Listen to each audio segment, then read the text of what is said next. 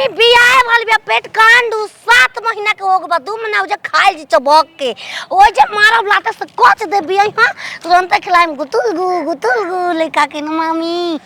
मामी ना माई हई मामी के गांव जातन जात सौरी खलाए ना गतिया तोरा के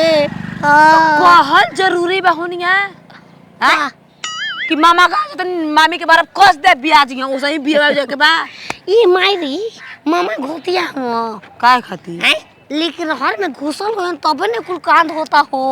के कहता कि रहर में मेहरारू हिया जे बियाह हां नोछवाने खायन अपना के जोरे जोरे कंगना मांगो नई तहारा के ना कोनो बाते में न माई हम हई ननद हम लेबू खाली तू ही लेबू भैया कहना कि बुचिया या सौरी लिप दे तन संभार दे तू तन जवान बड़ी ऐसे तोरा घर ना छोड़नी है जवान भाई चौचर होले का छत फान के जा सो छत फान के एक चौक ई सब बतिया बतावल जरूरी बा कि छत फान के लेके आवे ना सा इज्जतिया धकई खातिर इज्जत रूप पता ना चलो घर चल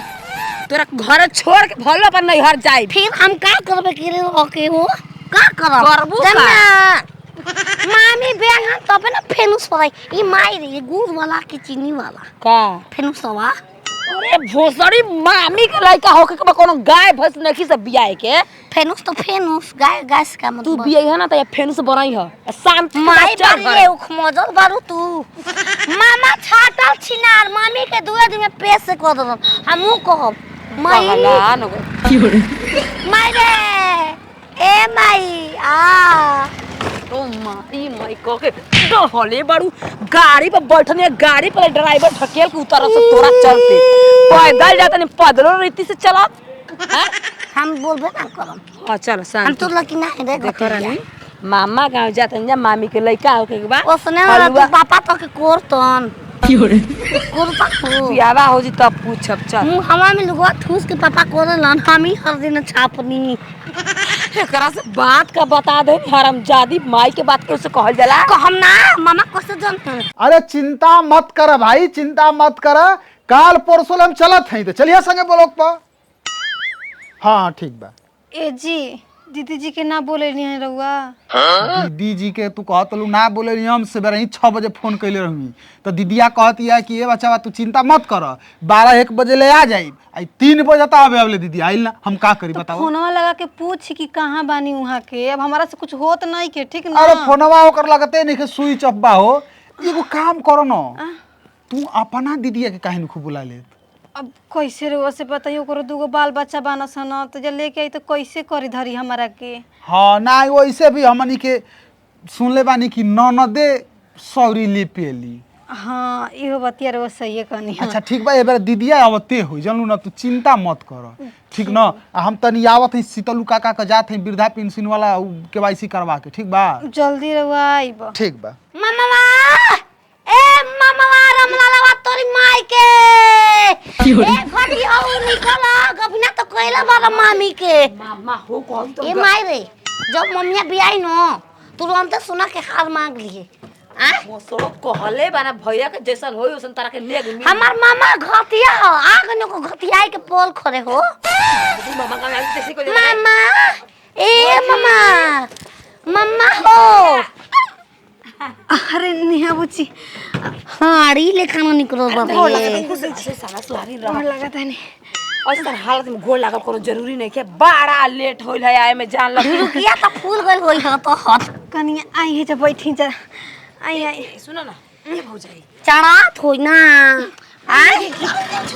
हम बच जाएंगे की हो रे चढ़ा ए मामी हो चढ़ात होई दुहला बिना चढ़ात होई का दुहले में लइकवा होई तो हो जाए राखी ले के रउआ निमन कइनी है आके अब हमरा से उठ बैठ ना जात रहे मामी राखी ले के आई दूधवा तार गा देवे कोई पो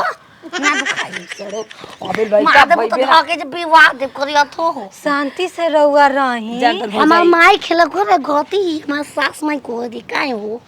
तोर सास माई के हाल मिल गई। अरे बुढ़िया आजी माय गति नहीं हो देखा भौजाई इधर तू ही न जनबू देखिए हमरा देह के मत झोरी, हमर देह ऐसा ही ठीक नहीं के, ठीक ना। झरवा लेल बहुत तो अब का हम जोरब हो अब का छोड़ देखा भौजाई पागल हिया, पागल समझ के संग में ले ले नहीं छोड़ब जाई बहंगा वाले का पागल नहीं कोनो चीज कर मजाक दी। करता नहीं तो जाइम रहो हिलाई पलंग हो जाई कभी ना। जाके रे लवैलू हो हां हेने भौजाई अरे हरी में गो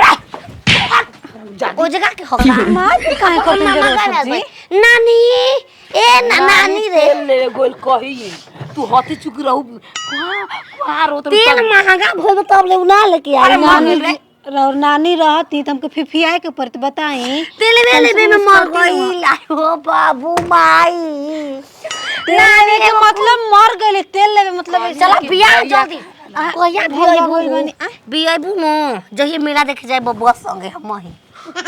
भोसड़ो मेला देखत लियाल बने कि सौरी लिपे खाती भौजाई की हम तुम्हारे तक तू नहीं पबीरे गाड़ी घर में चला भौजाई ये का संग रहबे घर से दूर रह बोले देखिए उसके पानी ओनी ना अपने चल पहले हम पानी लेके पानी पी ले चला अब आप अब सोन झे मलाइल बाइन रतिए करिए कि ना नहीं जानी के दो चागो में से खइलो भाई पागल लागता नहीं। ढेर पागल त कुंवारे 22 साल उम्र में सुना छुट्टी मार के हफ्ते में आयल भाई पबरेत में नाम लिखाइल हो रोज शांति से लुके जी में पढ़त रहे मारत किसी ये करे है को बाइल हो ए रामलाल ताता हल बेचतल तलत हो दहुआ ततवाला कातन कहाँ बलन ताता चाबा हो खरी तो आवे है ने कूतो मैं जालू तो हम हूँ जवान बनी तू हूँ जवान मजा रामलाल ताता नहीं तो पट गनी तारा से अब का पच देलू इधर तो तलू हल बेचतल तलत ताता नहीं तो ता नाम का हो रनिया पुलिस हमार बिताका बिताका बीता बिताका कुमाल हमरो नाम डिस्कवरी हो मिल नाम है ये बाके तो ये कैसे लिखवा नाम हम फिल्म में नाम रनिया पुलिस लिखवा हम हिलवा के हितई में भलो अम्मा माई नो सौली लिपल बा मामी नो पेट कांदो हो भाई तो सौली लिपी गहना मिली चल चल हमन के तुम्हें पैसे के लालची में ए तेरा मतलब तू माई को ठूके ना हवा के दुकान हमा के दवाई करा के मम्मा पैसा ना दे मुहिया घटिया देबे ना के माई को ठूके ना लेकिन हार के नाम पर सौरी के नाम पर आ रहे लंगलिया बुआ दे लईती पुआ के नाम पर माई के लगी हई दादा ता बहिला अरे बहिला देबी रे हां पता लेनी अपने घटियाई कर बोलता वो मुंह से तो निजी रहुआ पता ही नहीं ये लऊ हो ये लऊ नहीं भाई ये ताती हो ये कल दिमागवा को मत माई भी आई है करक माई जरूरी थोड़ने के जन माई भी आई तो ने भाई होई काहे पितिया उतना हो सकेला तोर माई के पीठ फैली तोर पीठ फैली पास जा पितिया उत गोतिया दे याद तोर में ओ गोतिया हमके जा दे थोर बाप के गावे बा का करे हल दे तब चल तब पाले दी के नंबर 15 तो